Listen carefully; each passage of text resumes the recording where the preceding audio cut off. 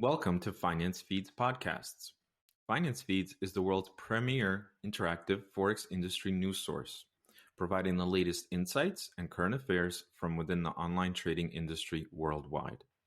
Enjoy our latest podcast episode.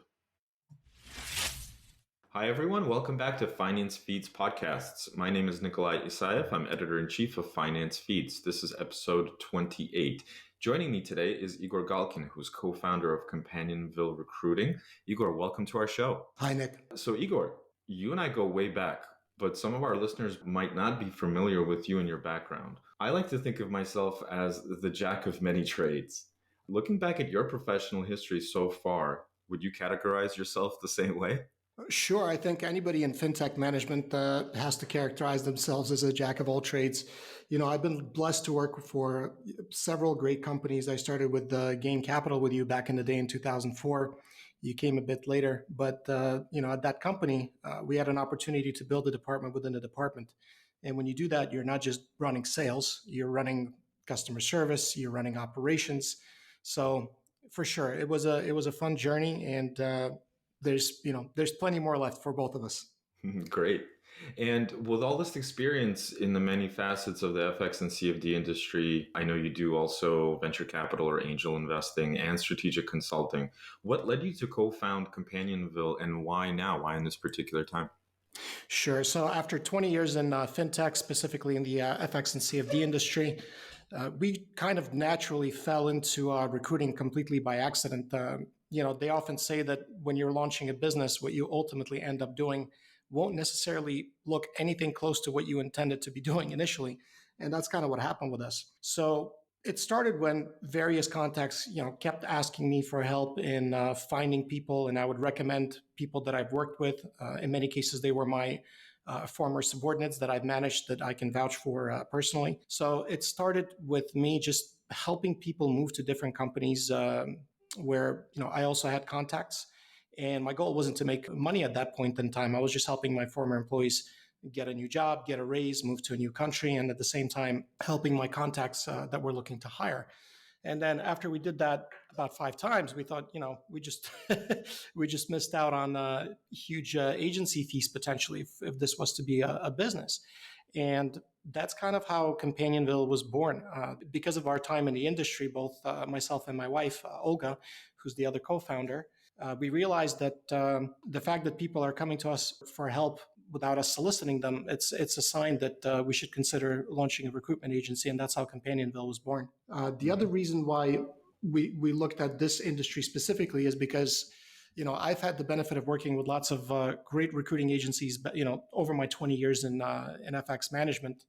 And during that time, I had an opportunity to pay attention to things I liked from recruiting agencies and also things that I didn't like, right? It's the same thing. If you have good bosses and bad bosses, you can take a page from everyone. And I thought about what aspects of collaborating with recruiting agencies I liked, what I didn't like. And then we decided to keep the best aspects and change some of the aspects that I thought could be improved. And the main thing that makes us different essentially is our operating model, because we're not just a recruiting agency, we're a performance-based recruiting agency, 100% performance-based. That means that unlike some other agencies, we don't charge a fee to start a search, and we don't even charge a fee when our candidate starts on day one. We invoice only if and when somebody that we place successfully completes their probation period, which as far as I know, nobody else does. There are marketing agencies that offer performance-based compensation. So in other words, they show you a result, they generate leads, then you pay for them, not vice versa. But with recruiting, historically, this has not been the case. So with this new model that we've developed, the demand has been really surprising, and things just kind of took off from there. Mm-hmm. I see. And Igor, going back to your previous experience, you obviously have experience in hiring and in bringing on employees in the US, but also in Europe. I was wondering, is there anything that comes to mind in terms of the differences between hiring and recruiting in the States versus Europe? Or did you see a lot of common traits in terms of, like you said, there's good things with respect to working with recruiting agencies, and there's bad things or things that should be improved? Sure. Well, one thing I noticed that's happening is that going back 15, 20 years, a disproportionate percentage of the fintech executives would be coming from predominantly English speaking countries, US, UK being the main two culprits. But, over the past 20 years, things have really, really changed. And now you have top notch, very qualified senior manager candidates all over the world, from Bulgaria to Malta, obviously to Cyprus, Dubai, you name it. So from my experience, it's becoming a bit trickier for candidates from places like the United States and London to, move to some of the bigger roles because of the salary gap. There's very qualified professionals that can do the same, if not a better job for substantially less. And that is definitely a trend that's continuing. So salaries are definitely converging between professionals from predominantly English-speaking countries and Europe and the rest of the world, Asia included, and it's a trend I think that's going to continue. So what that means is, recently it's been easier for people from Europe, from people to Asia who speak multiple languages and have the same international experience to move around and get the big raises, get the big C-level jobs than it has been for people from the US and the United Kingdom. So this means that people should not be complacent. You should always be working on developing your skills, learning a new language, being ready to work in different cultural environments, because every year the competition is getting stiffer for senior execs from the countries that I mentioned. Mm-hmm. And Igor, you touched upon Companionville's value proposition a bit earlier. I was wondering, is there anything else that kind of makes Companionville stand out from the rest as compared to other agencies? Is it a matter of Companionville having a broader set of contacts or a broader pool of candidates that perhaps other recruiting agencies Sure. can't find or don't have access to? Because like you said previously, before you were monetizing this business, you were genuinely helping companies fulfill their staffing needs with candidates who are proven to excel in their jobs. Yeah, for sure. So, I mean, one of the things that gives us an advantage is the specialization, right? So we're focused specifically on fintech, and within fintech, we're focused on the FX CFD space and the iGaming space. So when you narrow your area of operations to two segments like this, you can do a deep dive, and you by default have significant advantages over some of the bigger recruiting agencies. One simple example of this is that when I'm speaking to candidates, I usually don't need to ask them for references. Why is that? Because I can look in their history, find places where they've worked, and call people I know from various times that they worked there and get some feedback. That's one of the reasons why companies should be more willing to work with recruiting agencies, because it's a lot harder for your internal HR staffer to call a potential candidate's former employer and do a background check. And of course, asking your candidates for referrals, it works, but they get to choose who to give you. And obviously, they're not going to give you people that would say something negative. So when you're working with a company like Companionville that's specializing in FX, CFD, and iGaming, all variables being equal, there's a higher probability that the candidate that we place will pass the probation period, which is one of the reasons why we don't need to charge any fees until we show a result. It's much easier to sell a product to say, hey, let us help you with this, this, and that.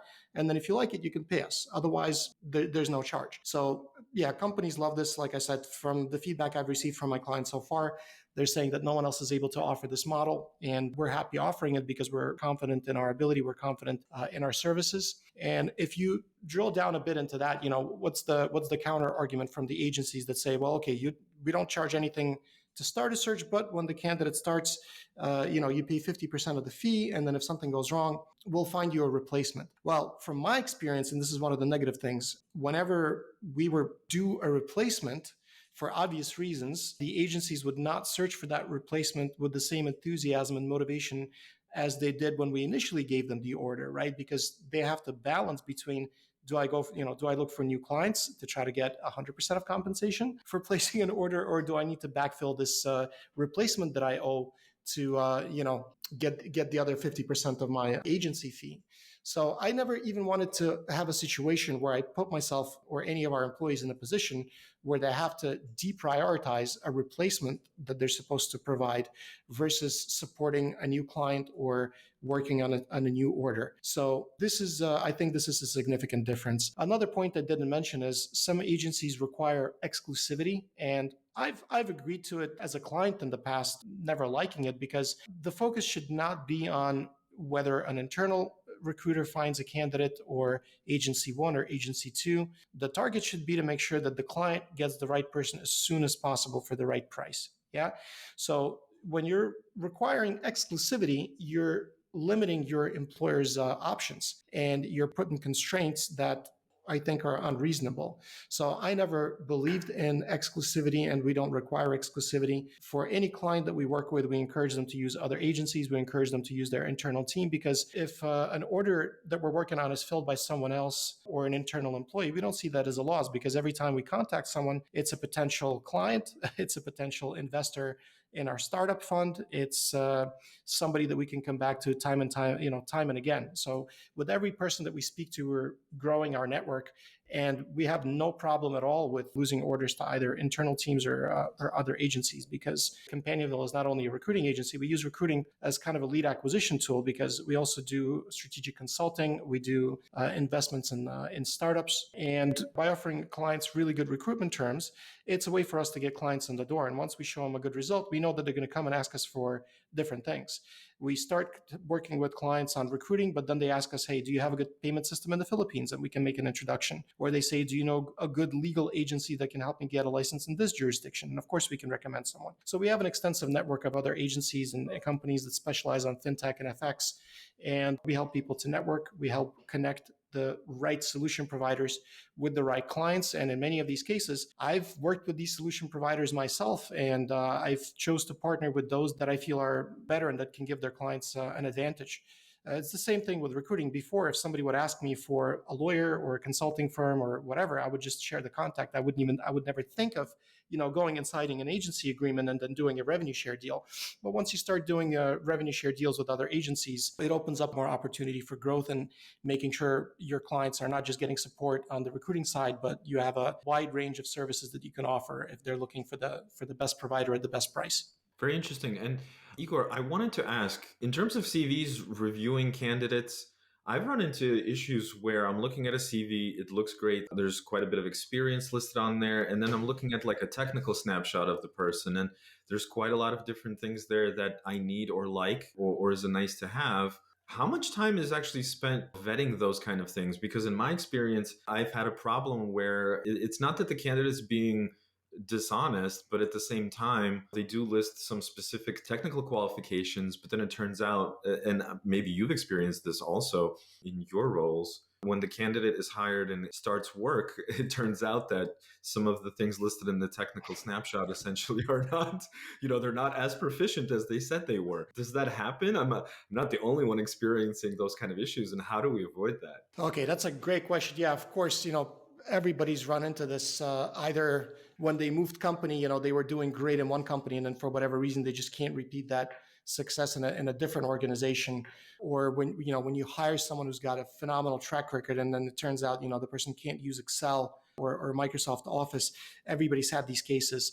So I think one way to answer this question is, I should mention that a big difference in how we approach sourcing is that we work a lot with referrals. Okay, so we go to our network, and if we see somebody who's qualified, we're not necessarily hunting that individual, but we're encouraging that individual to provide resumes of people that he's worked with, that he or she can personally vouch for. And that's made a huge difference, because statistically speaking, as a percentage of our database, people that are referrals from other candidates or other people that we've placed or other people that we've worked with, or just in general, referrals from our network as a percentage of total candidates in our pool is maybe less than 10%, but they account for more than half of the placements. And on average, they tend to be more successful. So whenever we have a role to fill, irrespective of what the technical requirements are, we go to our network and we say, hey, we have a client. He needs somebody with this skill set and this experience. Do you know anyone? Do you know anybody that's looking? Do you know anybody who can do this job? And we share a sizable chunk of our revenue. We share 15% of our revenue lifetime for anybody that refers as a candidate that we place, of course, after they successfully complete the probation period. Lifetime means that if you refer a qualified candidate to our agency and we place that person 3 times over the next 3 years with 3 different companies, well, you're going to get paid 15% of our agency revenue for each time that happens. So I've seen the power of referrals even when I was on the management side, because we've seen time and time again that employees who are introduced by an existing employee, especially a high-performing employee, had a much higher success rate, much higher performance rate, rather than people that were just randomly, bought in, who didn't know anybody in the company. And the same applies to when you're looking for people. So a resume can tell you one story, but nothing beats a person that's recommended by someone somebody that you have high appreciation for, and that individual in turn speaks highly of the candidate that they're referring. That chain tends to hold. So that's one of the advantages I think that we have, is that we are very big on engaging our network to ask for referrals, because like I said, they're less than 10% of our candidate pool, but they're significantly more than 50% of the successful placements that we make.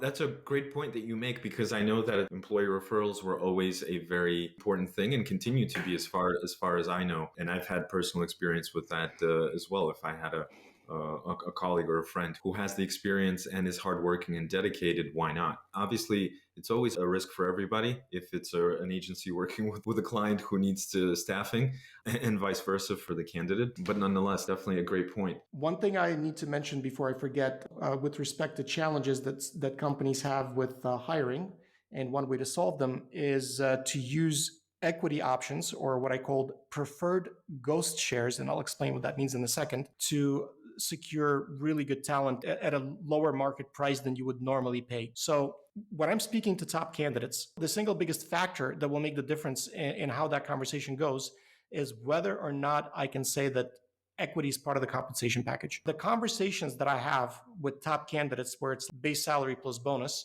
versus base salary, bonus, or no bonus, but equity is in play, there's an opportunity to become a minority shareholder in the company, those conversations are radically different. The moment I mention equity, I have the individual's attention, because that is a lottery ticket that you can control. Meaning, if you're just investing in, I don't know, IBM or Goldman Sachs or whatever, great. You own a share of a great company, but you're not working for that company. And even if you were, you're probably not senior enough to have any meaningful impact on that company's direction. But if you're a CEO and you have an opportunity to get 2, 3, 5% of a company, you can certainly influence that company's direction, because that's your job. So what I've seen is successful companies, they know how to include the discussion about compensation with the right candidates, specifically compensation that includes an opportunity to get equity. And companies that don't consider that are at a distinct disadvantage for two reasons. One, to get the same caliber senior manager without equity, you have to offer a much higher base salary, much higher bonus structure. So you're overpaying. That's problem number one. Problem number two, you're missing out on an opportunity to attract somebody who prefers a high risk, high reward compensation model and is willing to take the risk to take a lower salary, lower bonus option, but to have an opportunity to become a shareholder. So I would be very skeptical of a CEO candidate or a senior manager candidate that, if given a choice, prefers to take the lower risk option without equity just to maximize the base salary. If I was the hiring manager, I would seriously think about, do I want to hire this individual? The problem with equity historically has been that companies don't like the idea of somebody becoming a shareholder and then remaining a shareholder after they leave, which is why phantom shares were invented. So for those who don't know, phantom shares are it's equity that doesn't give you voting rights, but you have dividends and you can keep getting those dividends for as long as you're employed. But when you have to leave the company, you have to sell those shares at a predetermined multiplier. And one idea that our agency came up with, again, it's possible that someone else has done it, I just haven't seen it, is we structured an equity option that provides great incentive for the candidate while protecting the company's interests. Specifically, this is a new class of shares, you could say, that doesn't have voting rights, that does not provide access to detailed financial data. So you'll get some brief overview of how the company's going and how things are going, but you're not going to have detailed financials as other shareholders would. But you don't have to sell those shares when you exit the company. You can keep them provided you're leaving the company on good terms. So this new type of equity option is getting a lot of attention with the clients that we're discussing it, because it's giving them an opportunity to attract people that normally would not even be in the workforce at all. Companies forget that their biggest competition is not the competition, it's private enterprise. The top candidates, they're not always going to a competitor or to a different industry. They're going and launching their own companies. So if you want to find somebody who has an entrepreneurial spirit, that's a person that would be more likely to take a a job where there's an opportunity to get equity, because it makes things more interesting. And not to mention that you get a more loyal employee, that it's going to stay with the company for a longer amount of time, and so on. So being able to offer equity in any form, including in this preferred ghost share category that I discussed, that's going to give companies a huge advantage in today's market. I think it's a great point. Are these types of shares, you said they're nothing new, but is it basically companies have historically not even thought about offering this specific type of compensation to candidates and always thinking about traditional equity? That may be part of the problem, and in terms of changing people's perceptions and understanding of this in terms of compensation? Yeah, for sure. A lot of managers, when they think equity, they think, okay, I have to give somebody an actual piece of the company, and even if somebody owns one share, they're entitled to financial statements for life. So imagine, your CEO becomes a CEO of a competitor, and every quarter he's getting your statements. I mean, you certainly don't want that, right? Which is why, I've seen clauses with forced buyouts, irrespective of the reason that an individual is leaving the company. That means that they can only remain a shareholder for as long as they're employed by the company. And obviously, publicly traded companies don't have this problem, but private companies really miss out on the fact that they can structure a contract that ensures that the employee does not have voting rights, that does not have access to financial statements, but still gets the dividends that he would as if he was a regular Class A shareholder. And the other thing you need is to make sure that the resale of this equity is subject to approval of the board. So the other restrictive clause that needs to be added is that this individual cannot sell the shares to somebody unless the board approves it, or the main shareholders approve it. And of course, they get right of first refusal, so they can buy those shares back themselves at any point. So especially for mid-size and smaller companies, I mean, if you want to get an executive that can help your company grow 10 times, 20 times, you have to think of it this way. In theory, a business owner would be willing to sell his company if somebody was to offer the right price. Yeah. So if somebody comes along and says, I'll pay you this much for your company, sell it to me, there's a level at which you're going to say yes. And you need to apply the same idea to employees. So if you're hiring a CEO and that CEO is telling you, listen, I'm going to create $50 million of additional market cap for you, and I'm willing to commit to this over the next X years. But if I were to do that, I would want 3 or 5% of the company for myself. So as a business owner, you ask, okay, so if I'm getting 50 million in additional market cap for my company that this individual can bring, am I okay giving up 5% of that and having 2.5 million less? Sure, of course. Who would say no to that? So when company owners, when management boards are considering structuring these equity deals for senior executives, they should use the same approach that they would to selling a company.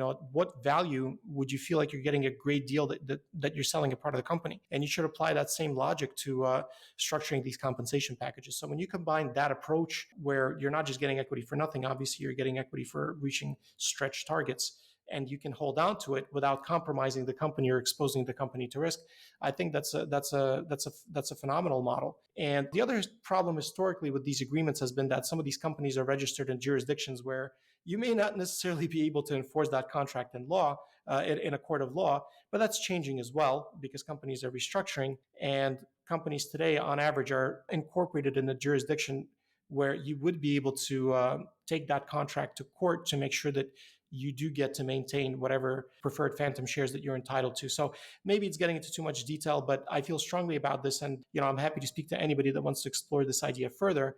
And I've seen myself how excited people get when there's an opportunity to become a shareholder. They're willing to take a lower position. So a CEO would be willing to move to a COO role, for example. They're willing to relocate if equity is in play. And it just completely changes the dynamic of the discussion and the range of professionals that a company can try to attract. So I think it's a very important point. Mm-hmm. And I think you also made a separate important point. The internal employees that you have that might be the best of the best are often the ones that will leave and start their own business because they see the light at the end of their tunnel, you know what I mean, in terms of their thinking and their ambitions. And they're like, well, I'm just going to take the risk and I'm just going to go and start up my own thing. And I think this is a great way to actually retain these people, but in a good sense. Not retain them just so they continue working, but retain them because you understand that the level of effort and, let's say, excellence that they're going to put into their own project, they will essentially do that for you at your company. Exactly. Igor, I wanted to touch base again on your ascent within the industry and ask you to give some tips to those listeners in our audience who are perhaps like in junior or mid-level sales or business development roles currently and are wondering how to progress further in their careers. When I was thinking about this question, I thought about, well, yeah, of course, sure, hard work, strong work ethic, that's obviously a must. And I remembered, when we were working together, I remember doing 10 hours of grueling sales in the office, and then dozing off in the very late afternoon because my body just That's couldn't right. just couldn't take it anymore. And I remember that, okay, yeah, sure, that strong work ethic on my end ultimately paid off for me. um, but what else helped you get ahead in your ascent? Because you've spent time in management positions and C-level positions at various brokers. What kind of tips can you give some of our junior and mid-level listeners? Sure, sure. Okay, so like you said, since I spent most of my time on the management side of things, including senior management, I'll speak briefly about what I think it takes to be successful in management in general, not just within fintech, but anywhere. And what I usually say is managers should always remember that their subordinates do not work for them. The manager works for the subordinates. I mean, I don't even like the word subordinate. I like to think of it this way, that if you're a manager, the company that you work for has entrusted its employees to your care, and you are responsible for them. You work for them, not the other way around, because it's your job to make sure that they have the skills, tools, and motivation to get the job done. And as a manager, if something goes wrong, before you try to find faults with your subordinates, you should ask yourself, what could I have done differently to have a different result? So that philosophy, I think, is very important. And I studied a lot of military management when I was in college, and this idea of an NCO or an officer, you are responsible for the people in your care. And I've tried to apply that. I mean, I was never in the military, to be clear, but studying just general strategy, studying management, that philosophy of military leadership really connected with me, and I've tried to abide by these principles for as long as I've been around. I mean, I take it to an extreme, to the point where if somebody was ever entrusted to me, if I ever supervised someone, that my obligation to that person doesn't even end when they're no longer working for the same company as me or when they're not on my team. So I still keep in touch with people that I worked with, 15, 20 years ago. I check in on them, see if they need anything. It's just the way I am. And I would attribute 90, almost 100% of my success to the fact that I really focused on developing the people that were entrusted to my care. I did my best to make them as good, as proficient, or more proficient than me. And whatever their task, whatever their task was, whether it was sales or business development or managing another team, I really did my best to grow and develop people, and that helped me get ahead. And I'll give you an anecdote about that in a second. But the other important point I want to mention that I've seen time and time with managers is that managers get scared when they have a very high performer in their team. They get scared because, okay, what if this person is better than me? What if this person takes my job? What if they get promoted faster than I'll get promoted? And there's a natural tendency, it's a human tendency that I've seen time and time again from less experienced managers to kind of hold back very strong performers, to make their life harder than their life needs to be. Not necessarily deny them promotion, but to postpone a promotion that could be justified just because they didn't work as long as other people. And I think this is one of the biggest mistakes. Anytime I had a very strong person on my team, I felt blessed, and I did everything I could to help that person grow as fast as possible in the company, even if it meant that I had to give them up to a different department, even if it meant that they would no longer report to me, but they would be, my level reporting to the CEO. And one of the things I'm most proud of is the fact that in the time I spent at one of the companies I worked, I had the most people promoted to C-level roles on the management board from my department. That was, if somebody asked me, what's your single biggest accomplishment? Of course, I could talk about the money.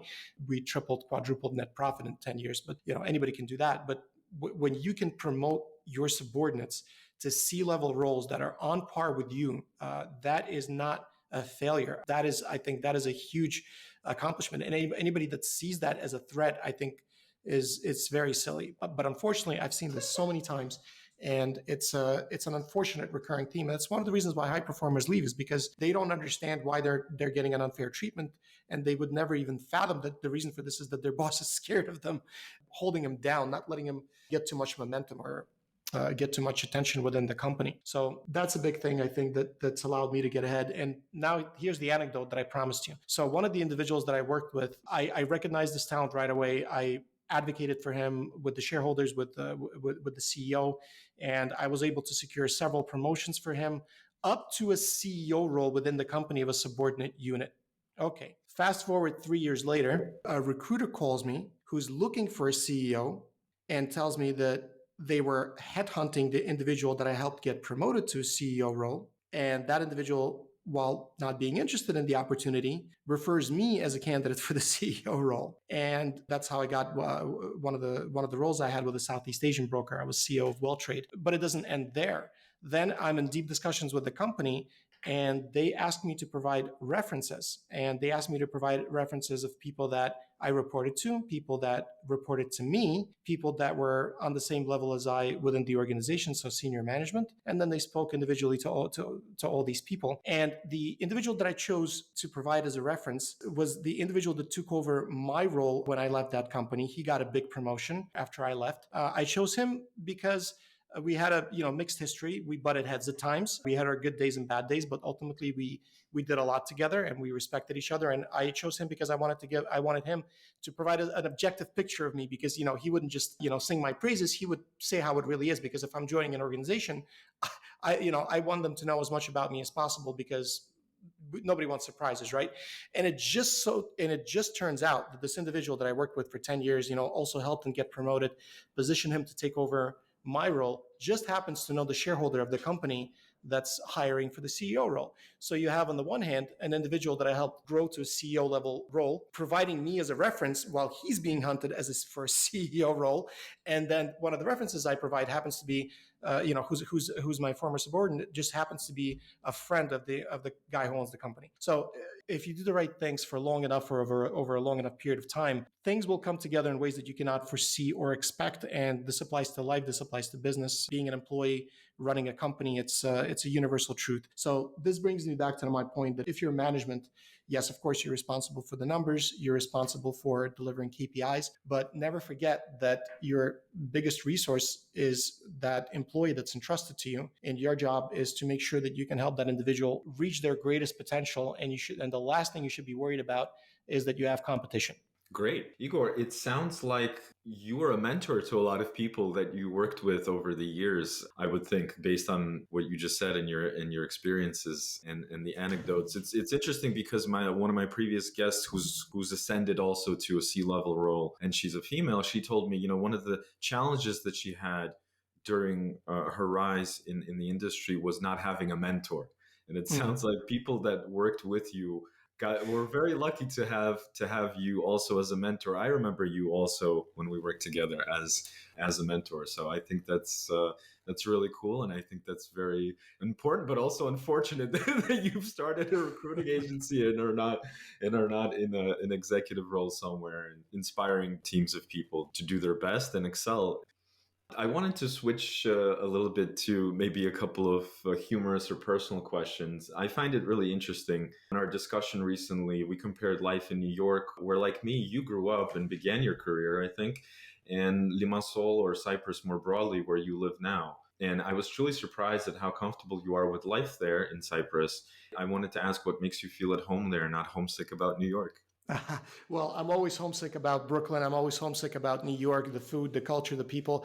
But unfortunately, I had to move overseas because I became what I call a regulatory refugee after Frank Dodd was passed. I don't remember what year, maybe 2008, something like that. It had massive implications for the FX industry in the United States. It's one of the reasons why there's so few players now left. StoneX is one.